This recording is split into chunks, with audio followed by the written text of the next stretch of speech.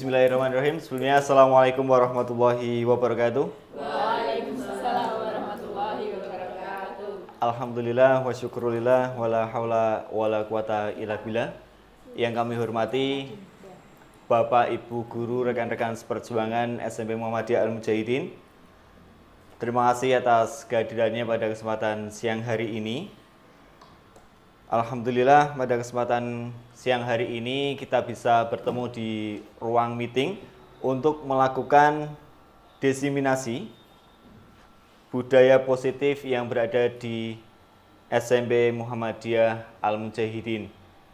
Sebelum kita memulai acara diseminasi pada kesempatan siang hari ini, marilah kita awali dengan berdoa terlebih dahulu. Doa mulai.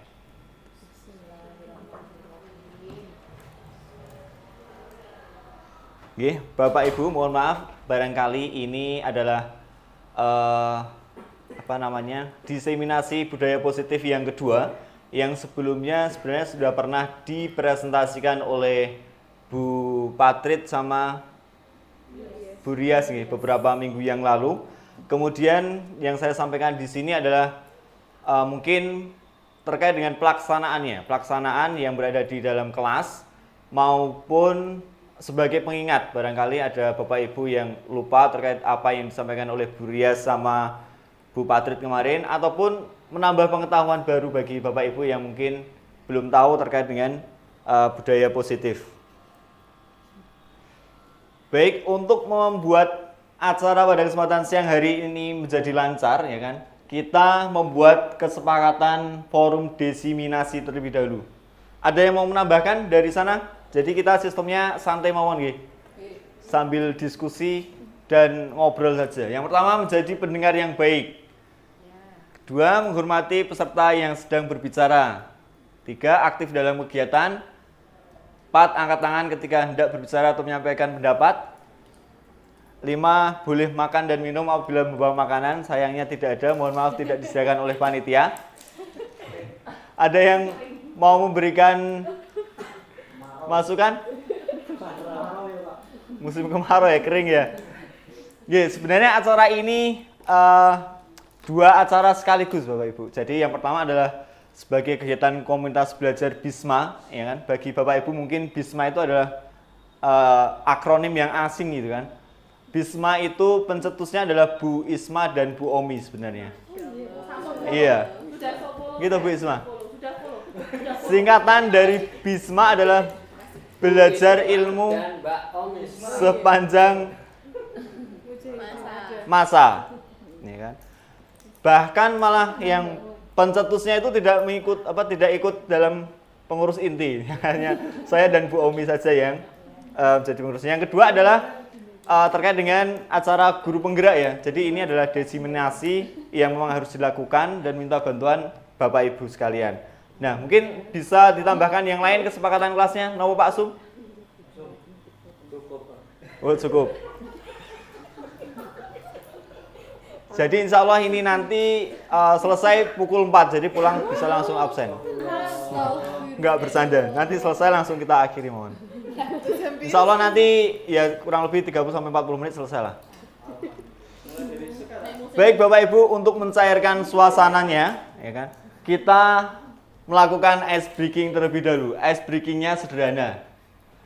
Silakan bertatapan dengan samping Bapak Ibu dulu. Bertatapan dengan sampingnya dulu secara berpasangan. Sudah? Silakan berpasangan kemudian bertatapan. Sudah? Kemudian silahkan tersenyum Bapak Ibu. Tersenyum dengan samping kanan maupun kirinya. Nah nanti lama-lama senyumnya itu akan menjadi senyuman yang ikhlas seperti itu. Oke, selama 30 detik silakan tersenyum.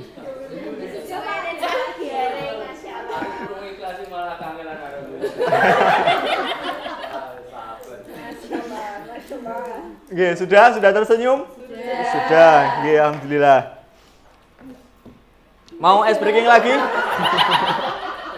Mau tambah ice breaking lagi atau sudah cukup? Pripun Pak Heri, tambah es breaking mboten Pak Heri? Tambah es teh. Ya mungkin nanti di tengah-tengah penjelasan ada tambahan es breaking yang lain. Untuk selanjutnya saya akan memflashback terkait dengan apa itu definisi dari pendidikan. Nah, di SMP Muhammadiyah Al-Mujahidin itu kan sudah menjadi sekolah penggerak sejak tahun 2021. Tentu kita sudah tidak asing lagi dengan apa itu filosofi pendidikan yang dicetuskan oleh Ki Hajar Dewantara. Oke. Pendidikan adalah menuntun segala kodrat yang ada pada anak-anak agar mereka dapat mencapai keselamatan dan kebahagiaan yang setinggi-tingginya baik sebagai manusia maupun sebagai anggota masyarakat. Nah, kata yang perlu digarisbawahi ini adalah menuntun segala kodrat. Nah, kodrat yang dimiliki anak itu ada berapa Bapak Ibu? 3. Kodrat apa saja Bu Zamzam? Ada 3 ada. Bu Zamzam mengutarakan ada 3 kodrat. Ada berapa Pak Heri? Ini hanya flashback gitu kan, maksudnya mengingat kembali terkait dengan apa filosofi pendidikan Ki Hajar Dewantara itu. Anak bermain. Ketemu kodrat ya. Yang ikut IHT kemarin Pak Heri nggih di sini. Nama Pak Heri? Kodrat. Ada 2 kodrat nih Bapak Ibu. Yang pertama adalah Saya nggak ikut IHT. Curiosity, creativity, diversity. tapi lebih ringkasnya itu 2 kodrat itu adalah kodrat alam dan juga kodrat zaman. Maksud dari kodrat alam itu adalah kemampuan bawaan dari anak ketika sejak dilahirkan, misalnya kayak watak, ciri khas, ciri fisik dan sebagainya. Sedangkan kodrat zaman adalah kemampuan anak untuk bisa beradaptasi sesuai dengan zamannya. Misalnya, apabila kita mendidik anak kita seperti orang tua kita dahulu mendidik kita, itu sepertinya kurang relevan itu kan. Karena sudah tidak sesuai dengan zamannya. Kemudian dalam pendidikan itu perlu adanya suatu budaya positif. Budaya positif dibentuk dari ke-6 hal ini Bapak Ibu. Yang pertama adalah disiplin positif, 2 motivasi perilaku manusia, 3 keyakinan sekolah atau kelas, 4 kebutuhan dasar manusia, 5 posisi kontrol atau restitusi, 6 adalah segitiga restitusi. Kurang I yang 6. Nah, ke-6 hal ini akan membangun dan juga memaksimalkan dari pendidikan yang akan diterima oleh anak atau peserta didik kita. Adapun disiplin positif, apa itu yang dimaksud dengan disiplin positif? Disiplin kok mesti positif, nggak ada disiplin negatif. Disiplin positif, dari kata disiplin nggih. Disiplin napa buru nih yang waka kesiswaan iki? Definisi disiplin napa Mbak Utari? Ya, disiplin adalah suatu Sesuai aturan. perbuatan yang dilakukan berdasarkan dari aturan yang berlaku, seperti itu. Napa wonten definisi lain Pak Heri? Nah, kemudian Saya anti definisi ya. Mohon maaf salah peserta. kemudian disiplin itu selalu positif itu ya, karena suatu kedisiplinan itu akan membentuk suatu karakter yang positif. Disiplin positif merupakan suatu cara penerapan disiplin yang mengajarkan anak bertanggung jawab dan menumbuhkan kesadaran diri berdasarkan nilai-nilai kebajikan. Jadi yang perlu digarisbawahi adalah disiplin positif bertujuan untuk menumbuhkan kesadaran yang bertanggung jawab berdasarkan dari nilai-nilai kebajikan yang diyakini. Disiplin positif lebih ke arah disiplin diri yang dapat mengontrol diri dalam melakukan segala tindakan. Kemudian, disiplin diri dapat membuat murid memahami dan menyadari berdasarkan motivasi internal, bukan akibat paksaan, pujian, ataupun hukuman. Nah, seringkali di sekolah kita ini sangat relevan sekali terkait dengan penerapan disiplin itu masih berdasarkan dari hukuman dari eksternal. Jadi anak dengan hukuman itu, dengan hukuman yang diberikan, misalnya kalau saya dahulu pas di sekolah yang lama itu menghukum anak dengan menjemur. Menjemur itu maksudnya di PP gitu kan. Nah itu ternyata efeknya tidak selalu positif pada anak. Bahkan anak itu bisa menjadi muncul rasa dendam dalam dirinya. Karena motivasi yang ditumbuhkan di sana adalah motivasi eksternal, bukan kesadaran diri dari anak tersebut. Sehingga efeknya pun juga akan sementara, maksudnya besok lain kesempatan juga akan menyepelekan bahkan mengulangi perbuatan lagi. Nah ini yang sering terjadi biasanya penerapan di pondok ya Pak Sum ya. Biasanya kalau anak pondok itu misalnya nggak disuruh lari atau nggak disuruh push up, hanya menyepelekan ustadz-ustadznya seperti itu. Orang mempan karena sudah sangat seringnya melakukan pelanggaran bahkan mendapatkan hukuman yang sama. Nah, barangkali ini menjadi alternatif dari pemberian hukuman dalam bentuk lain seperti itu. Kemudian sebenarnya kalau dalam profil pelajar Pancasila, di mana dalam profil pelajar Pancasila itu ada 6, beriman bertakwa kepada Tuhan Yang Maha Esa dan berakhlak mulia, mandiri, berkebinekaan global, bergotong royong, kreatif, bernalar kritis. Di sini ada suatu nilai-nilai yang tersurat di dalamnya atau tersirat. Misalnya, beriman bertakwa kepada Tuhan Yang Maha Esa dan berakhlak mulia. Nilai kebajikannya apa, Bu Runi? Ya, napa Bu Weni? Napa Bu Weni?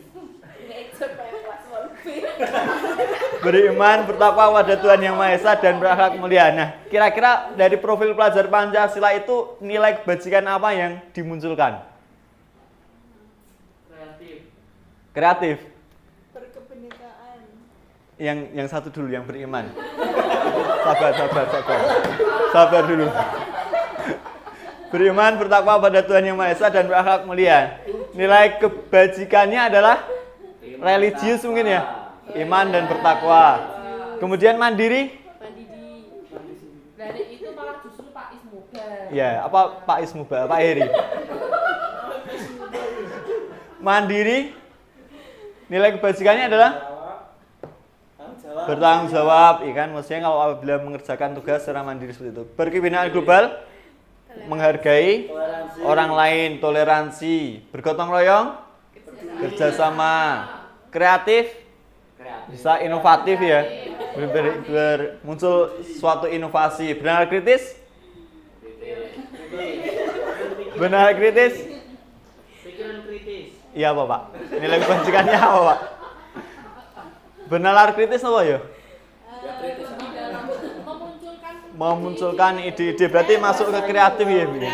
Ya masuk ke kreatif. Rasa ingin tahu, kepo ya Bu ya? Nah, kemudian motivasi perilaku manusia. Motivasi ini adalah suatu dorongan. Ya mungkin ini Pak Tanjung sudah ngelotok terkait dengan motivasi ini kan. Teori dari motivasi tahu ya Pak ya? Motivasi perilaku manusia. Motivasi adalah suatu hal yang menjadi dorongan dan dasar alasan manusia dalam melakukan sesuatu. Motivasi perilaku manusia ini kalau dalam disiplin positif dibagi menjadi 3, yaitu untuk menghindari ketidaknyamanan atau hukuman. Jadi alasannya untuk menghindari ketidaknyamanan atau hukuman. Kedua adalah untuk mendapatkan imbalan atau penghargaan dari orang lain. Ketiga, untuk menjadi orang yang mereka inginkan dan menghargai diri sendiri dengan nilai-nilai yang mereka percaya. Kemudian terkait dengan keyakinan sekolah atau kelas. Ini kalau mungkin di awal semester kita membuat kayak kesepakatan kelas seperti itu ya. Dan kemarin memang Bu Patri sama Bu Ria sudah memberikan garis merah terkait dengan bagaimana cara membuat kesepakatan kelas yang baik seperti itu. Kontrak belajar. Misalnya seperti apa Pak Sum? Kontrak belajar yang kemarin didiskusikan. Pak Sum nggak hadir kok. Oh nggak hadir. Apa Pak Tanjung? Kita harus menyerahkan itu ke forumnya pada anak. Menyerahkan forum pada anak. Kemudian selain itu membuat kesepakatan kesepakatan kira-kira mereka merasa nyamannya gimana, terbebannya atau tidak dengan hal seperti itu. Iya, semacam itu. Saya cas dulu, Pak. Jadi keyakinan kelas ini adalah suatu kesepakatan yang dibuat berdasarkan dari kesepakatan dari masing-masing kelas itu ya. Kemudian kesepakatan atau keyakinan kelas itu merupakan pertanyaan-pertanyaan universal yang mudah diingat dan dipahami dan harus diterapkan di lingkungan sekolah. Dan dalam membuat kesepakatan kelas itu sebaiknya tidak menggunakan kata tidak. Misalnya tidak boleh tidur di kelas, tidak boleh jajan di luar, tidak boleh memakai HP untuk bermain, tapi menggunakan kata-kata yang lain yang sifatnya tidak memaksa dari peserta didik tersebut. Misalnya, gunakan HP dengan bijak, buang sampah sembarangan, tidur di UKS.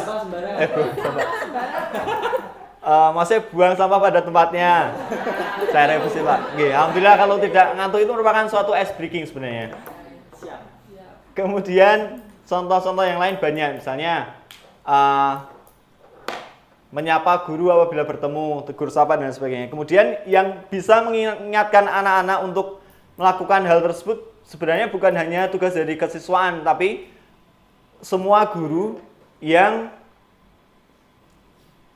ketika bertemu dengan anaknya itu melakukan pelanggaran ataupun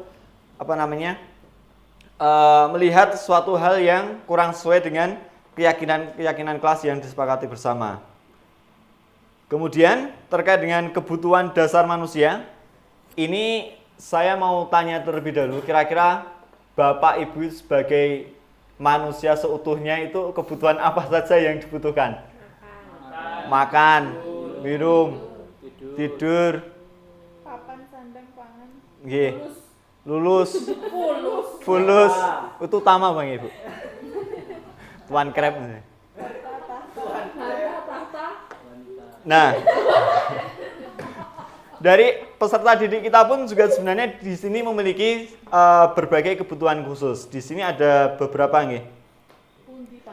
Benar. Nanti akan saya jelaskan beberapanya.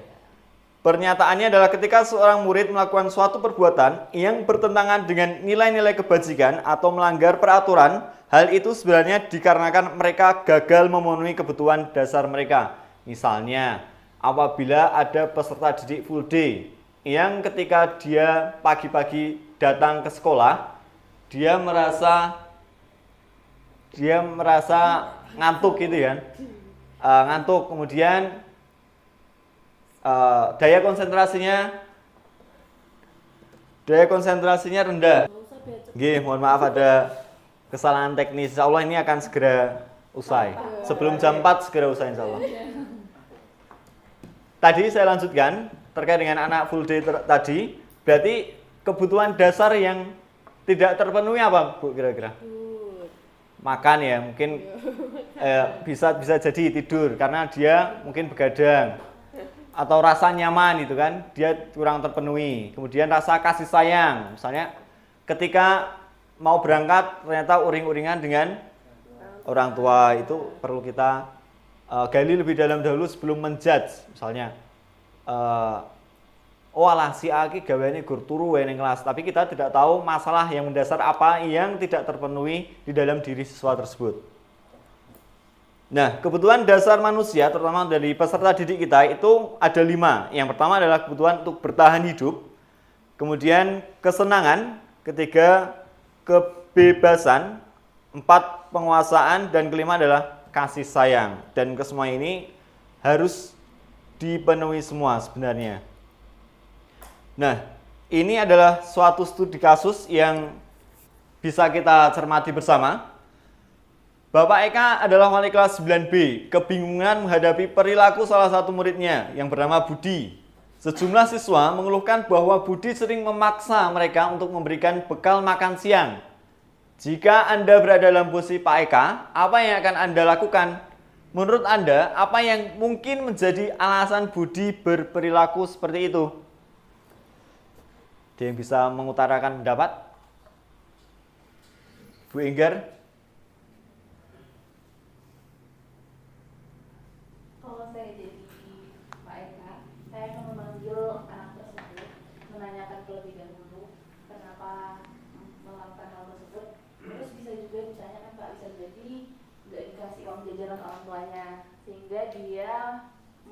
kebutuhan makan dia dengan mengambil hak orang lain. Oke, yang pertama adalah kebutuhan yang belum terpenuhi adalah kebutuhan bertahan hidup, yaitu untuk makan. Selanjutnya ada yang mengutarakan pendapat? Pak Sum? Pak Saiful? Oke. Pak Sidik? Nggak dapat uang saku mungkin ya. Nah, alasan Budi yang saya analisis di sini karena ia lapar dan orang tuanya tidak membawakan bekal makanan, maka kebutuhan dasar yang sedang berusaha dipenuhi Budi adalah kebutuhan untuk bertahan hidup atau survival. Kemudian yang kedua, karena dia merasa senang, temannya jadi memperhatikan dia. Ketika temannya melaporkan tindakannya itu pada gurunya dan gurunya memberitahu orang tuanya sehingga orang tuanya jadi memperhatikan dia, maka kebutuhan dasar yang sedang dipenuhi Budi adalah kebutuhan akan kasih sayang dan rasa diterima karena Budi maksudnya mencari perhatian gurunya dengan mengambil makanan gitu kan. Kemudian karena temannya jadi takut dengan dia dan menuruti keinginannya, maka sebetulnya Budi sedang berusaha memenuhi kebutuhan dasarnya akan kekuasaan. Jadi ini Budi kurang kasih sayang, survivalnya atau bertahan hidup kurang, dan kekuasaan. Alasan keempat yaitu kebebasan. Dia merasa bosan, ternyata misalnya ibunya hanya memberikan bekal dengan telur misalnya yang simple itu kan, sama mie biasanya. Nah, Budi merasa bosan sehingga itu menjadi alasan dia untuk mengambil dan merebut makanan milik temannya. Sehingga dia ingin mencoba makanan temannya yang beraneka ragam. Maka Budi sedang berusaha memenuhi kebutuhannya akan kebebasan. Alasan terakhir yaitu kebutuhan akan kesenangan. Karena ketika Budi mengambil makanan milik temannya, dia merasa senang dengan ekspresi temannya yang merasa jengkel seperti itu. Dan suka usil seperti itu yang Ibu Runi. Iya, karena saya senang melihat teman saya ekspresinya seperti itu. Kemudian posisi kontrol restitusi. Ini sudah hampir berakhir, jadi insya Allah mohon bersabar. Nah, terdapat 5 posisi kontrol. Yang pertama adalah sebagai penghukum, 2 membuat rasa bersalah, 3 sebagai teman, 4 sebagai pemantau, dan 5 adalah sebagai manajer. Kemudian ini merupakan posisi kontrolnya. Tidak bisa terbaca nggih Bapak Ibu nggih? Terlalu kecil ya? Oh bisa, alhamdulillah. Kalau saya min misalnya di sini sebagai penghukum, menghardik atau menunjuk-nunjuk, menyakiti atau menyindir, membuat orang merasa bersalah, berceramah dan mengatakan, seharusnya kamu gini, ibu kecewa dengan perilakumu, dan sebagainya. Ya, nanti insya Allah akan kami share ke Bapak Ibu untuk dibaca lebih lanjut. Kemudian posisi kontrol yang mana yang kira-kira menjadi posisi kontrol terbaik dari seorang guru, yaitu sebagai manajer. Dengan posisi sebagai manajer, guru dapat berbuat sesuatu bersama murid, kemudian mempersilahkan murid bertanggung jawab dan mendukung murid agar dapat menemukan solusi. Selain itu, posisi manajer mengacu pada restitusi yang dapat menjadikan murid sebagai manajer bagi dirinya sendiri sehingga dapat tercipta identitas positif pada diri murid. Ini adalah bagian terakhir. Nah, sambil mengingat kembali kira-kira segitiga restitusi itu ada apa saja Bapak Ibu?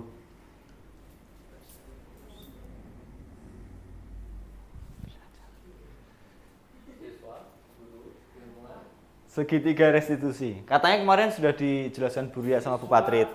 Guru, orang tua, lingkungan. Siswa, guru, orang tua, lingkungan. Itu 4. Lingkungan atau orang tua. Lingkungan orang tua.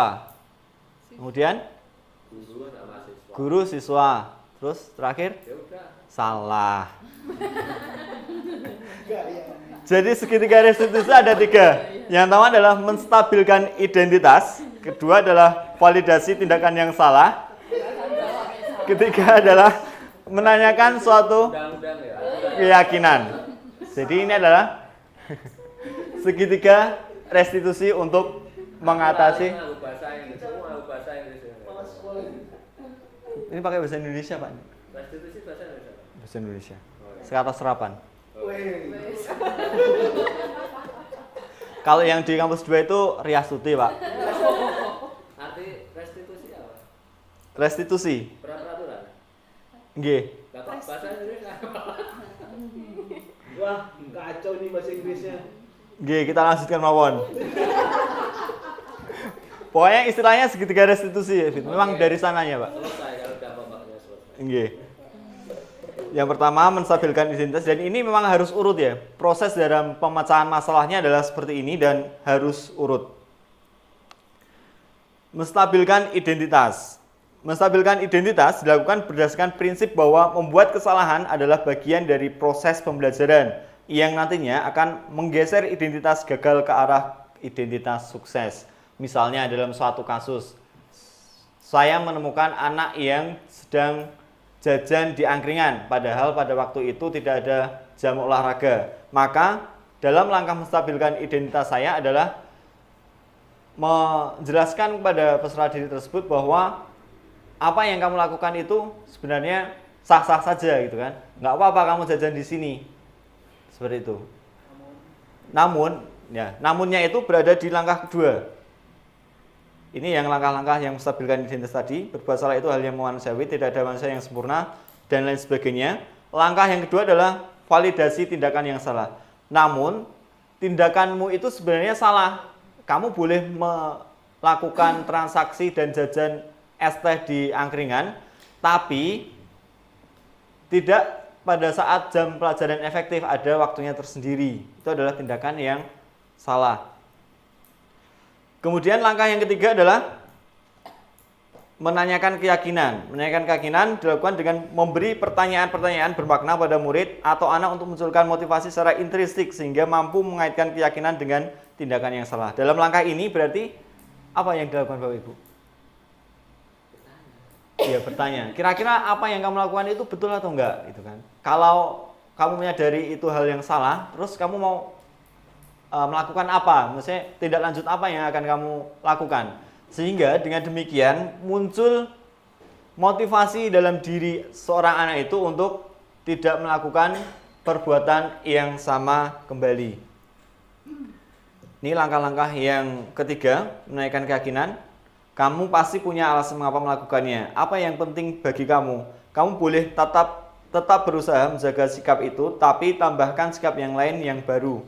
Maukah kamu belajar cara yang lain untuk mendapatkan yang kamu butuhkan tanpa harus memukul dan lain sebagainya? Ini adalah bagian yang ditunggu-tunggu Bapak Ibu. Kesimpulannya adalah dengan penerapan budaya positif diharapkan terbentuk murid-murid yang berkarakter, disiplin, santun, jujur, peduli, tanggung jawab, dan merupakan pembelajar sepanjang hayat sesuai dengan standar kompetensi lulusan yang diharapkan. Mungkin sebelum kita tutup ada pertanyaan ataupun hal yang perlu dikoreksi dari saya. Monggo Bapak Ibu. Ini Pak, apakah disiplin positif itu bisa diterapkan di sepanjang waktu dan sepanjang di semua kasus? Mengingat masalah terhadap anak itu kan banyak ya Pak, nggak cuma jajan tanpa izin, nggak cuma telat dan sebagainya. Mesti ada hal-hal yang kita tuh nggak bisa tanpa menggunakan kata tidak. Tadi kan Pak Jadi bilang sebisa mungkin tidak menggunakan kata tidak boleh ini, tidak boleh ini, tapi dengan kata-kata yang positif. Nah, apakah itu bisa diterapkan secara menyeluruh ataukah itu tuh hanya bisa berlaku di situasi tertentu? Gimana Pak? Pertanyaan yang bagus, terima kasih Mas Sidik. Jadi disiplin positif ini bisa diberlakukan di sekolah terutama dalam konteks peraturan yang sudah tertulis. Maksudnya kalau di luar konteks tersebut, konteks peraturan yang sudah ditulis itu, nanti ada langkah-langkah tersendiri. Maksudnya apabila kita sudah melakukan segitiga restitusi secara beberapa kali karena melanggar peraturan yang sama beberapa kali, maka langkahnya adalah bisa memanggil orang tua. Kemudian segitiga restitusi ini tidak berlaku apabila peserta didik ternyata melakukan tindakan kriminal di luar sekolah ataupun di dalam sekolah. Tentu membutuhkan langkah-langkah lebih lanjut untuk menangani hal tersebut. Atau mungkin ada tanggapan lain dari Pak Heri? Kayaknya mau berpendapat beliau.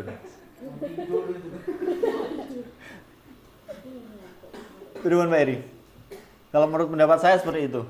Maksudnya kan pertanyaan dari Pak Siddiq, apakah dalam disiplin positif ini bisa diterapkan dalam semua peraturan? Sebetulnya Pak Siddiq. Kalau bisa, hanya proses kan, perlu proses. Perlu proses dan juga mungkin kesabaran dalam mendampingi Pak Eri. Sambil kita doakan anak kita supaya bisa berubah di sepertiga malam terakhir. Masya Allah. Luar biasa. Jalur langit. Biasanya solusi Pak Eri seperti itu. Seperti malam terakhir. Benaknya ke mall nak Pak langsung. Mungkin ada solusi lain yang dari Bu Runi yang sudah pengalaman di bagian kesiswaan ini. Bagaimana Bu Runi menangani siswa yang seperti itu? Kalau lihat ya yang disampaikan ini tadi, untuk definisi disiplin tadi kan salah satunya motivasi internal. Nggih, menumbuhkan motivasi internal. Kecenderungan kan yang dilakukan di sekolah-sekolah untuk mendisiplinkan anak-anaknya itu kan yang diperkuat adalah eksternal, bagaimana dihukum, bagaimana semacam-macam lah. Jadi itu yang harus dibenahi apa? Yang harus dibenahi oleh pihak sekolah untuk menanamkan budaya positif terutama bagi lingkungan sekolah untuk tidak perlu internal ini. Eksternal yang dikedepankan, hukuman dan lain sebagainya. Nggih. Kalau langkah-langkahnya sebenarnya seperti yang kita lakukan sekarang ini, salah satunya yaitu penerapan segitiga restitusi. Kalau zaman dahulu itu kan hukumannya dengan misalnya buta, dengan jiwit, dengan membentak misalnya seperti itu Pak Eri. Kemudian barangkali dengan adanya diseminasi di forum-forum kecil ini bisa membentuk. Kalau hukuman itu tetap dari eksternal. Maksudnya eksternal berapa Eri? Ya kan dari luar toh, bukan dari siswanya. Setelah dari siswa maksudnya. Nah, itu tadi maksudnya internal itu internal siswa atau bukan internal sekolah? Internal siswa. Nah, jadi kalau hukuman itu kan tetap dari luar siswa. Nggih. Seperti yang segitiga apa mau? Restitusi. Nah, itu kalau misal tidak berjalan, kan? Nggih. Untuk menjelaskan ke anak itu kan kita juga perlu proses. Iya. Contohnya tadi, kamu merasa bersalah. Nah kalau anaknya menjawab tidak, oke baik. Nah, kan udah selesai kita. Iya berarti dibuat bagaimana caranya agar merasa bersalah Pak Eri. Enggak, maksudnya menjelaskan bahwa perbuatan-perbuatan yang dilakukan dan dianggap melanggar itu adalah perbuatan yang salah. Maksudnya kita menyadarkan kepada mereka atau siswa yang melanggar tersebut. Gunakan hipnoterapi. Wah, Pasti dia akan bersalah. Karena yang ngomong bukan dirinya, alam bawah sadarnya. Kalau ilmu hipnoterapi memang seperti itu Pak Eri. Iya. Pak Tanjung. Jadi mirip segitiga restitusi ini ya. Iya. Cuman lebih mendalam dia. Dia menggunakan alam bawah sadar. Kalau ini alam gaib. Ini kan alam sadar nih. Alam sadar. Kalau kita ini kan dalam keadaan alam sadar. Ya. Sedangkan manusia itu diutamakan yang sadar dulu. yang sadar dulu. Tapi yang sadar itu terkadang tidak bisa menepati janji, Pak. Udah anunya kodrat manusia. Nggih. Contoh tadi, ini tadi baru ada kasus. Anak kelas 8B. Ya dong. Nah, kasusnya itu adalah video porno di TikTok. Nah, terus setelah dari itu dia pertama nggak ngaku dan sebagainya. 8B. 8B. Terus ternyata kita itu kan punya beberapa bukti. Terus aku cuma menyampaikan gini, kamu mau jujur atau semakin dalam? Dan dia langsung jawab, ya Pak saya jujur. Terus saya yang buat ini dan ternyata sering nonton video porno dan sebagainya. Jadi sebenarnya kita dalam melakukan menyelesaikan masalah itu simpel. Komunikasi dua arah Dan kita harus mengerti dulu sebelum panggil anak, kondisi anak itu bagaimana. Iya. Itu yang dibutuhkan di disiplin Di positif. sini disiplin positif. Harus Benar-benar tahu. Makanya kan yang langkah pertama tadi kan udah apa segitigamu tadi. Dia benar-benar mengetahui akar masalahnya itu apa. Iya. Jadi materinya cukup bagus nih Pak Cindy. Apa Bro? Diganti Menstabilkan identitas. Jadi menstabilkan identitas itu maksudnya nggih. Nah, kalau Seperti yang saya dapat Tanjung. itu menstabilkan identitas itu kita biar aja dulu dia ngobrol, dia cerita sama kita. Iya. Masa kita menggali Ya sebenarnya kita cuma ada satu pertanyaan, yaitu kalau dalam konseling itu kita perlu melakukan pertanyaan terbuka. Pertanyaan terbuka itu adalah pertanyaan yang kita minta untuk terus menjawab dengan semakin mengkerucut pada kondisi yang kita mau tuju. Nah itu kalau dalam BK itu ada. Jadi sebenarnya menstabilkan identitas ini ada satu pertanyaan yang di awal kita perlu tanyakan. Tanyakan adalah, kamu sedang punya masalah apa? Sudah, satu pertanyaan itu sebenarnya cukup untuk menggali sampai ke pertanyaan selanjutnya. Nah, jadi itu yang dilakukan. Menstabilitaskan. nggih. Jadi dalam langkah pertama terutama untuk menstabilkan identitas tadi, yang pertama kita memang harus membuat siswa atau peserta didik kita dalam kondisi nyaman gitu Pak ya. Kemudian menanyakan kondisi peserta didik tersebut sebelum kita menggali lebih dalam. Maksudnya kondisinya seperti apa yang melatar belakangi kamu berbuat seperti itu. Kemudian baru kita ngobrol lebih lanjut lagi. Itu kan diajarkan langsung oleh Allah itu. Masya Allah. Quran surat apa ini? Kisah Nabi Musa saat datang pertama kan nggak ditanya macam-macam. Yang ditanya apa? Apa yang kamu bawa? Ya relax dulu. Nggih. Nabi Musa kan cerita tidak hanya ini tongkat, ini macam-macam. Tongkat tinggung ini. Ya kalau kita ya TKS santai-santai. Nantilah. Nggih. Untuk membuka obrolan. Nggih, barangkali ada hal-hal yang lain yang perlu didiskusikan Bapak Ibu. Dan mungkin ini Pak Sumono yang berinteraksi langsung dengan pondok ya. Mungkin baru bisa sedikit demi sedikit diterapkan terkait dengan segitiga restitusi ini, seperti yang disampaikan oleh Pak Heri, belajar dari kisah Nabi Musa Pak Heri ya. Kayak gitu, cara menangani dan berkomunikasi pada iya, harus face to face misalnya seperti itu. memang harus punya ini Pak. Ruang khusus. Skill khusus Untuk menggali lebih dalam. untuk konseling secara individu itu memang Harus benar-benar ada. harus bisa. Maksudnya yo dituntut kita untuk semua guru Sebenarnya mau mendisiplinkan positif, semua guru harus bisa. Dan itu tidak hanya tanggung jawab dari kesiswaan dan juga wali kelas itu. Kayaknya BK juga. Dan juga BK. Karena selama ini kan yang disasar guru seolah-olah kayak dalam tanda kutip cuek gitu kan. Seolah-olah itu hanya tugas dari Bu Runi, Pak Tanjung, Bu Eni gitu kan. Pak Tanjung itu ada siswa yang gini-gini, tolong dong. Sebenarnya bisa kalau wali kelas itu berhete, wali kelas Iya. atau mungkin guru yang bersangkutan mapel dengan contoh itu langsung jadi Ditangani langsung. dibawa kemana, dikasih tanya ini uangnya BK. Uangnya BK. Terus BK ya langsung dong. Kadang kan ilmunya itu kadang ada yang bisa. Daripada Nah, salah iya. menangani Iya. pada Berarti pripun Pak Heri? Pasrahkan mau nih. enggak. Ya enggak apa-apa. Untuk yang bisa ditangani sendiri ya tangani. Iya. Di luar kapasitasnya ya. Kalau di luar ya Yang di luar kapasitasnya yo Betul. Masa yang berat-berat itu ya bisa didiskusikan. Kemampuan Mencari kita kan bantuan. terbatas. Jadi kalau kira-kira kok iki orang menyelesaikan masalah ya nggak usah sok tahu atau sok bisa Nggih. kasihkan ahli.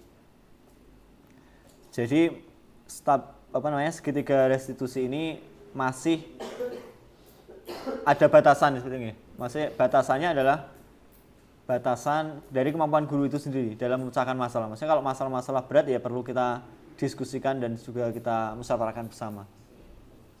Kalau untuk yang biasa-biasa aja insya Allah semua bisa. Okay. Dan rata-rata sebagian besar di kasus-kasus di Mujahidin itu adalah yang biasa seperti itu. Kalau menurut saya sih belum ada yang begitu spesial. Barangkali ada tambahan lain? Oke, Bapak Ibu, terima kasih atas kesediaannya dalam hadir acara desiminasi disiplin positif kesempatan hari ini.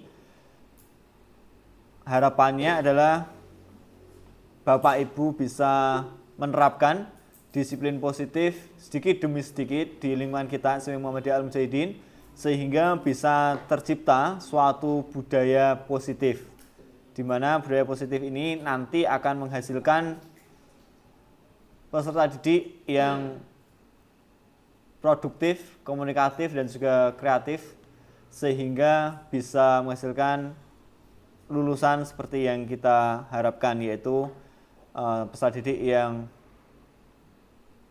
berunggul, berbudi, dan juga berprestasi.